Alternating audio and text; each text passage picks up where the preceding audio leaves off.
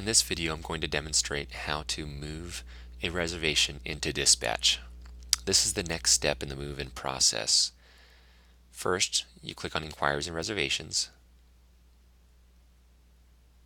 Then we're going to select a reservation, in this case John Doe, so we'll highlight his name by single-clicking on the entry. And then you're going to click Portable Add Reservation in the lower right corner. Yes, we want to continue. You can expand the column by double-clicking that line. Select one of the QE units, as these are designated for dispatch purposes, as well as for the quote engine, which is what the QE stands for. At this point, you're only going to know what size the customer wants, and you're not going to know the actual container number. So we're just going to go with the dispatch units. Click Next. Continue. Next. Here, if this box pops up, it's probably because you collect sales tax in your area. And in this case, whatever zip code you have in this box is what SiteLink is going to base the sales tax off of, based on that zip code. So sometimes it'll be the default zip code that comes up in the box. Other times you especially on a commercial customer, you're going to have to put in the actual zip code of where the container is going to. Yes, we want to remove the tenant from the inquiries and reservations list because we want it to show up in dispatch. So you can just double check this information, make sure that it's correct. In most cases it will be. The only thing I'll make note of is that the default here on my screen is it's going to be the pay-as-you-go option. So the minimum of what it will charge for the customer is the first month of rent as well as the delivery. And then any relocations and the final pickup will occur, will be charged as they occur. Otherwise, if I want to select this option, I can collect everything up front. And if you want to make any changes to the pricing, you can do that here by clicking on these plus signs. We're going to click Order and then Dispatch.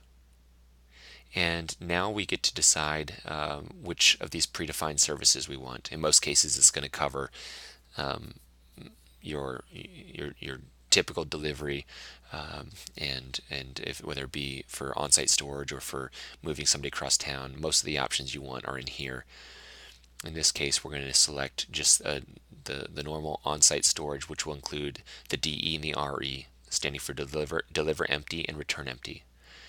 The other terms would be return full for the RF and deliver full for the DF, or curb to curb, which would be the CC.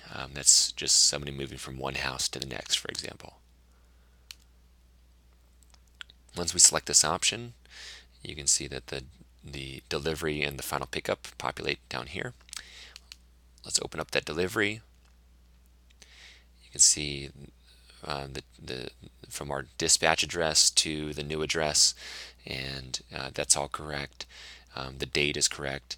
Now you can choose some of these selections here, like the door facing the rear of the truck, or if you want to indicate that it's going to be paved, and there's low power lines or tree limbs to be concerned about, and then any notes that you want the driver to see would go in these three boxes.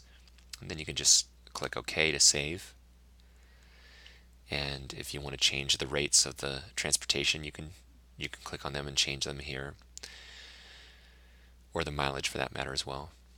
Close and save, and then commit.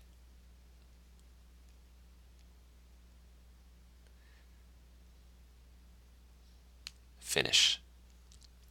Now, as this saves, John Doe will disappear from inquiries and reservations, and he will appear in the dispatch screen because we have assigned a date, or in other words, scheduled a date for his work order. And there it is. You can also click on the delivery ticket at this point if you want to email or print it off to give it to your driver. And the information that we just filled out, including the container size, any obstacles that we had selected, the addresses, and also the direction of the door, or any other information we wanted to include, would be found there.